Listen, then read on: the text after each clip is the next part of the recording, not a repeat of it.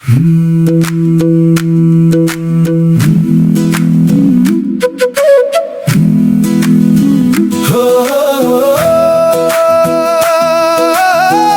छ नेपाल, बधाई छ नेपाल, बधाई छ रवि दाई, बधाई छ बालेन।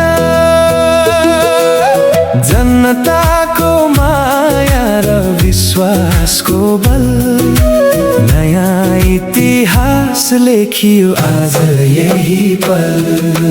हिमालको काखमा जन्मिएको देश, कति सुन्दर छ यो नेपालको भेष।